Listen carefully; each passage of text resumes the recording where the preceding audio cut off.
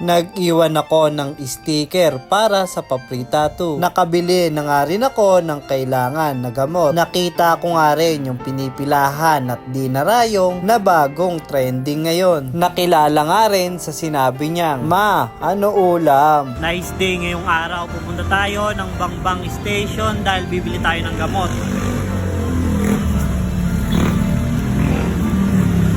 Dahil doon daw makakabili ng gantong gamot at mas mura daw doon sa Bangbang. Kaya let's go.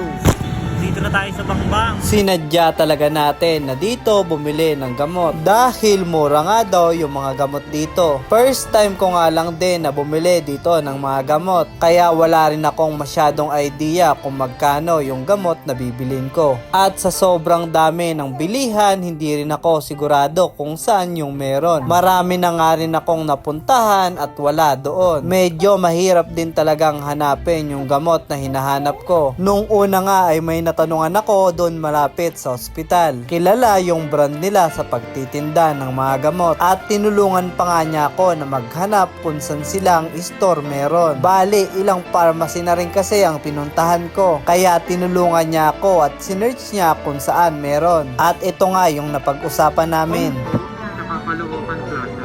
Okay po. So, saan ba banda to sa Monumento? Yung Monumento sa mismong circuit. Okay po. Ito. Tabi ng Trophy Park. Okay po. Yung plaza, hindi ko kabisado to sir, pero 24 hours to. Okay. Nasa magkano kayo yung price nila? Ito, Para magka-idea ako. ito sir, Insulin? 950. Isa. Kada isa. Sige. On siya. 400, 170. Okay po. Thank you, sir. Ay, sulat ko na lang. Sige po.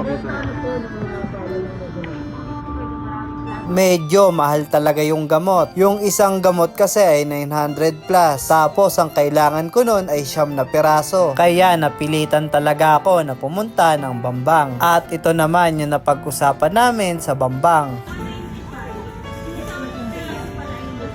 Isang piraso? One.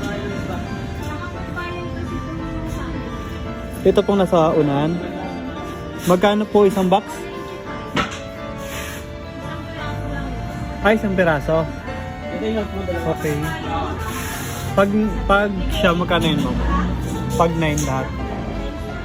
Sige. Dito nga ay 195 lang yung isa. Samantalang sa ibang pharmacy, nagkakahalaga siya ng 900 mahigit. Kung nabili ko yun doon, tapos siyam. Tapos meron pang isang gamot, halos aabot yung gamot ng 9K. At pagkatapos kong bumili, nag-update nga ako kay Mrs. na nabili ko na yung gamot. Bali, yung nabili ko pa lang yung tag na 900 dapat, na nabili ko nga dito sa Bambang ng 195. Yung isang gamot ay hindi ko pa nabibili dahil isang piraso lang yung kailangan ko nun. Dito rin pala sa Bambang, makakabili ka dito, dapat bultuhan. Hindi basta-basta nagbibigay ng tingi. Tingin ko dito bumibili yung mga tindahan na pharmacy kasi bultuhan yung binibigay nila. Buti na nga lang din dito ako bumili. Medyo malayo nga lang pero malaki ang bawas. At nakakatuwa nga din na ibinalita ko kay Mrs. kasi mababawasan yung gasto. Mahirap talaga kapag nagkakasakit.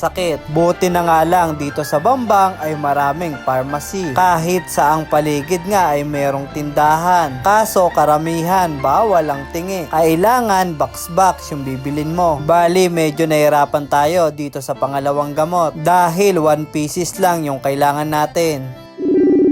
Kaya napatawag na naman ako kay Mrs. dahil nahihirapan ako na maghanap ng gamot. Halos lahat kasi ng binibili kong gamot ay wala. Out of stock lahat. Kailangan talagang magtiyaga na maghanap. Buti na nga lang talaga dito sa Bambang ay dikit-dikit lang yung mga pharmacy. At pag wala, lipat ulit sa kabila.